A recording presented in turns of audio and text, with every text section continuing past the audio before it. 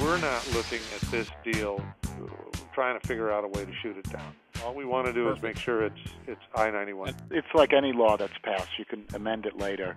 And so an initiative is a law passed by the people, and that's one way to pass a law. And, of course, the city council can enact laws as well. Seattle Arena Proposal Roundtable wraps up our final segment.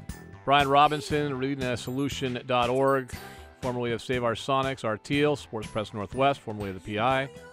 Jason Reid, Adam Brown, currently and still always the producers that put together the incredible documentary, award-winning documentary, Sonicsgate. Eddie Francis from KUBE 93 down the hall. What time do you get up in the morning? About 4:30. Damn, it's early. Okay. Get off at 10 o'clock in the morning. Yeah. Plenty of nap time. Works out. And by the way, you can follow him, your boy Eddie on Twitter, Sonicsgate on Twitter, sportspressnorthwest.com, and then Arena Solution on Twitter as well. Did I get everybody's handles right? Yep. Okay. Eddie sends about 100 tweets out a day, so make sure you follow him. A lot of them not appropriate. A lot of them are questionable. That's what we like. All right.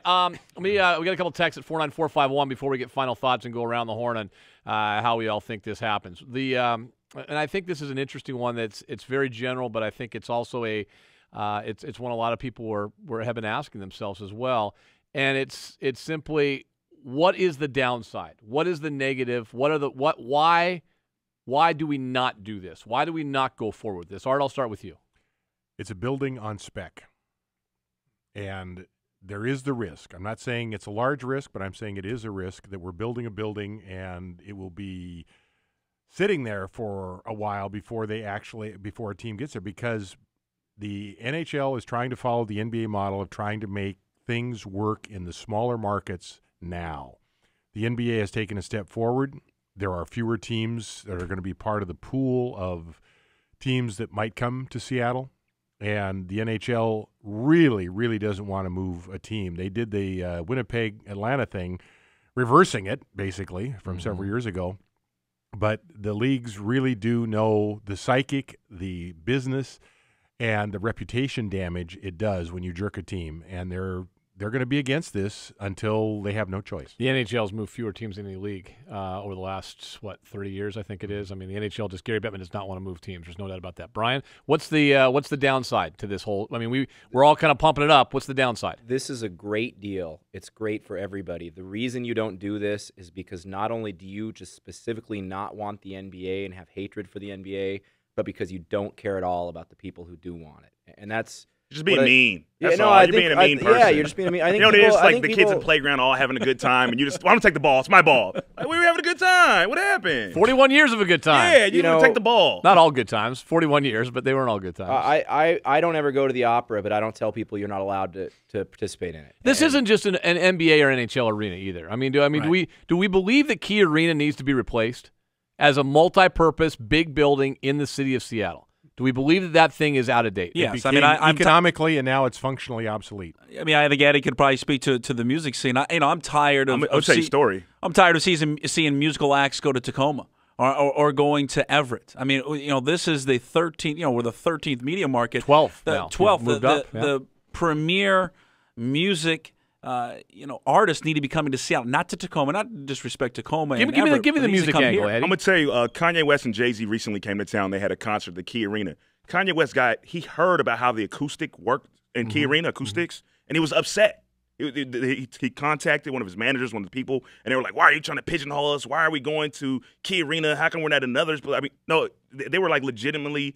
No, excuse me, it's Tacoma. I'm sorry, completely different story. But there have been other stories of artists being upset with the acoustics of Key Arena. Well, it's like Radiohead's coming to town, and I want to go see Radiohead, but I'm not going to go to the Key Arena to see Radiohead because I know the sound's not going to be very good. And so it's left me as a music fan and a sports fan without a home for these large concerts or these big sporting events. And I think one thing that people don't realize is what this is going to mean for the Soto neighborhood if we build this new arena. It's already the Stadium District, or it's starting to be coined as the Stadium District. You add a state-of-the-art arena there, all of a sudden you get to use that CenturyLink convention space, attach that to events at the new arena. Then all of a sudden you get bars and restaurants and hotels that are all going to create more money for the city. There's a hotel I don't know what hotel it is, what chain it is, but there is a hotel that is looking to build in that area right now. They're hoping they don't take 2.5 years to get it zoned like it did for the Silver Cloud, which was, the city had to. And I think we talked to the Soto business leader last week, and he said, hey, they're hoping that all this loosens up some of those restrictions down there,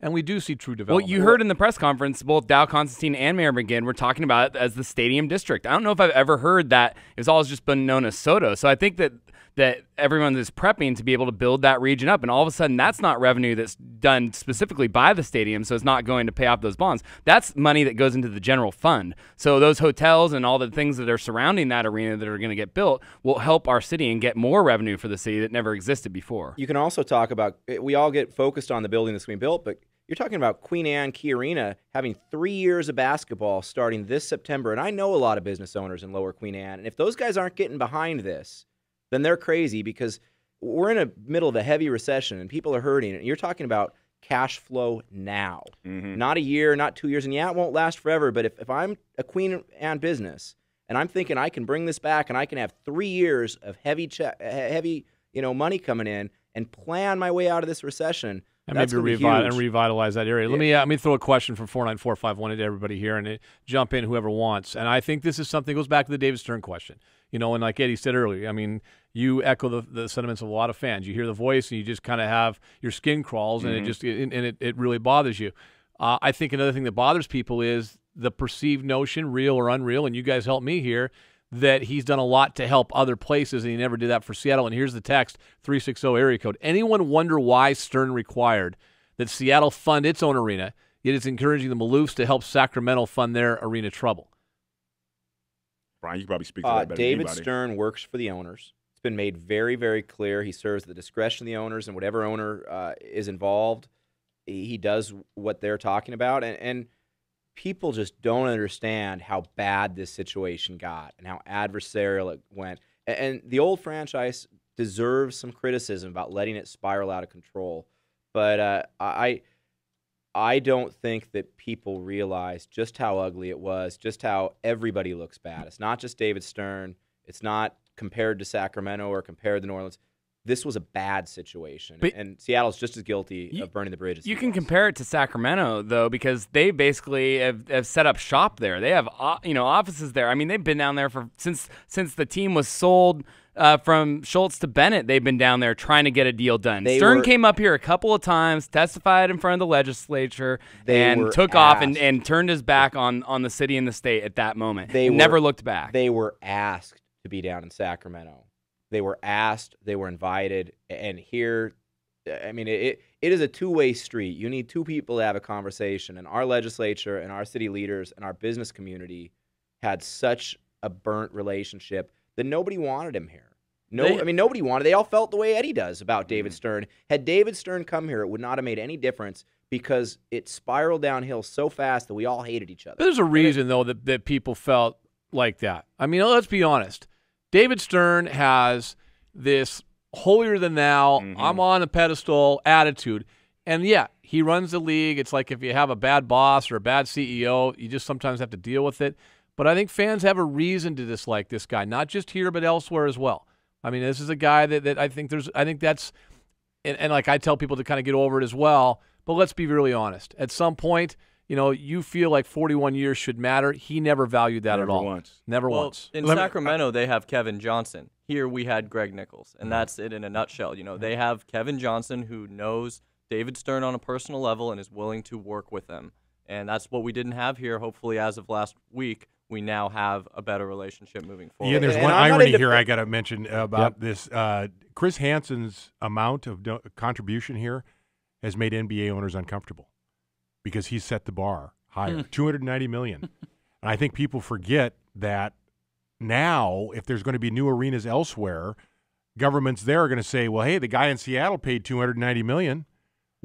How much are you going to pay? Who is with Chris Hansen? Does he have $1 billion behind him to make all of this happen? I know that he has been thoroughly vetted by the city and the county and the appropriate people. I don't think he's very hard to find information out about, but I know that his capacity to complete this deal has They been did their looked due at very diligence. closely. All the Yeah, due they wouldn't have gone diligence down is this done. far. This isn't not- Fred Brown in his spaceship on the waterfront, right? No, That's not. We're not going down that road again. No, and Okay. and just to be clear, I don't think we have to forgive David Stern. I think they were grossly abusive to their customers. I think that's just a real honest argument. They were abusive to their customers. Their image was stained. They deserve the stained image. But that doesn't affect me and me wanting to go to basketball games. Not at and all. take my kid. I'm really selfish on this. That my reason for passing on David Stern and giving a break is because I want this for my community. I don't care how many Mercedes-Benzes Ray Allen owns. I don't care how much of a jerk David Stern was. I want it for my family. I want to go with my buddies at Sonicsgate and go to a game.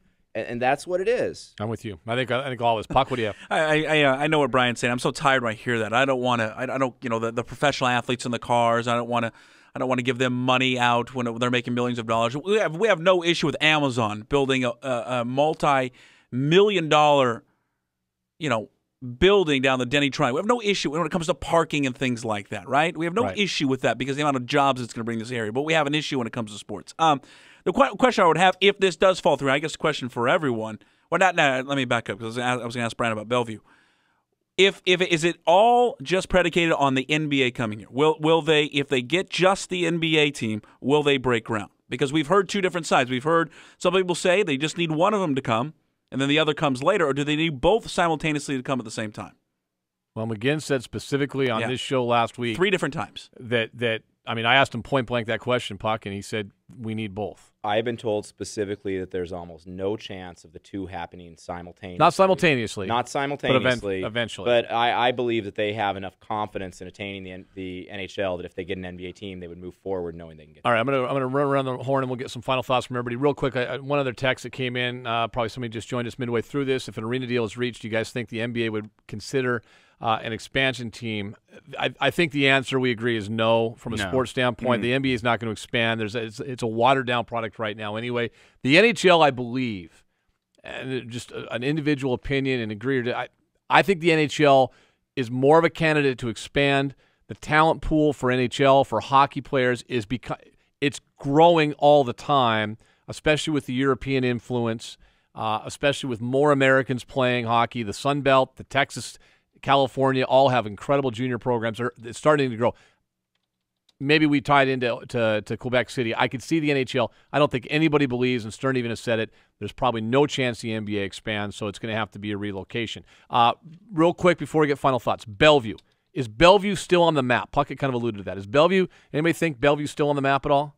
Adam? Why not? I mean, it makes sense for a lot of reasons. I think all of us sentimentally would love to have it be in Seattle just because it was there for 41 years. And but if this falls through, I don't think any Sonics fan would have a problem, taking light rail up to Bellevue, when that is all complete. It just makes sense for a lot of reasons. So it's good to have a backup plan. I know Brian knows a lot more about that than I do. I'd like to invite any KJR listeners to join me next Tuesday morning at the Bellevue Downtown Association. They're hosting myself and former Basketball Club of Seattle owner Craig Kinzer.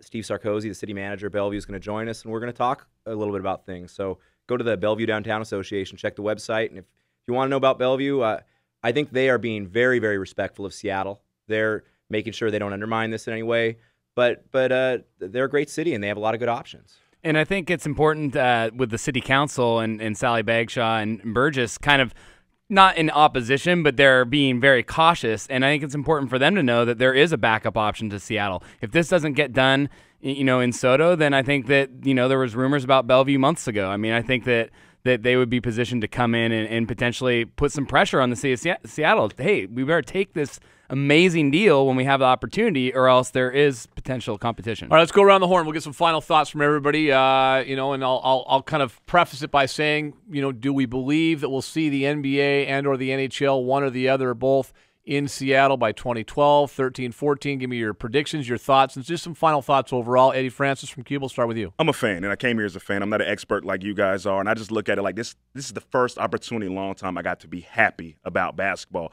So I'm going to continue to be optimistic because a lot of times it's either definite yeses or definite nos, and unfortunately we're somewhere in the middle right now. So I'm just going to be happy and say, yes, we're going to have basketball back. There's a lot of dialogue that has started and it's continuing, and I'm just happy to finally see it. So I'm happy. I'm enjoying this, all of it. Adam? It's a great time, but we still have a lot of work to do. You know, we've gotten a lot of Facebook comments on Sonicsgate saying, "Good job, guys, you did it." And, you know, this is not even close to done. We have a lot of work to do. Let's get it done, fans. Seattle is a basketball city.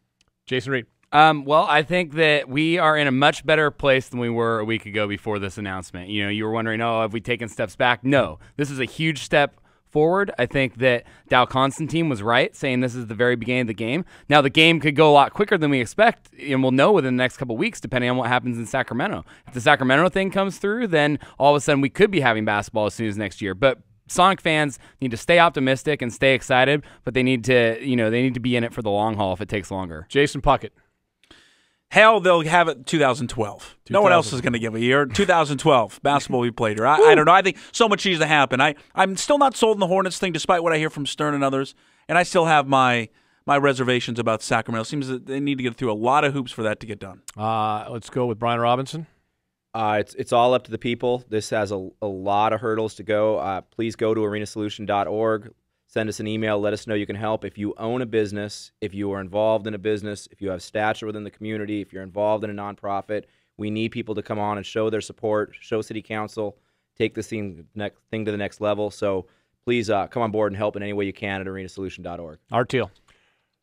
Chris Hansen's like the new hot girl in high school. Everybody's got eyes for her, but there are other players that we haven't even heard of. There are going to be other teams we haven't even heard of. So you might want to check your heart at the door for a while and see how it plays out. I don't want to. Eddie would go for that girl. I follow him on Twitter. I think Eddie's like a lot of fans right now. We want it now, but I think Art, your advice is probably the most sage at all. Look, we all thought this was going to be a wind sprint and a quick process into seeing basketball in 2012. That probably is not going to happen, but I think we all believe that as of 1 week ago right now, we've taken huge steps forward, the first steps in what could be a long process, but you have to be patient along the way. Guys, it's great having you here. Eddie Francis, mornings, what time, 6 a.m., 5:30? 5 o'clock to 10 a.m. on KUBE 93. Man, 5 a.m.? Yeah. Man earns his cash. Man, our morning guy doesn't start till 6. That's when Jason and I clock out usually is 5 a.m. Jason and Adam from Sonicsgate website? Sonicsgate.org, and we've got some exciting things up our sleeve. Stay tuned over the next month or so. Art, tell us about Sports Press Northwest. SportsPressNW.com and at Art _Thiel for the Twitter account. And Brian Robinson. We're with arenasolution.org, at arenasolution, and this is going to be fun, guys. Let's plan on doing this more over the next couple months. I think we will. We thank you guys for all coming in.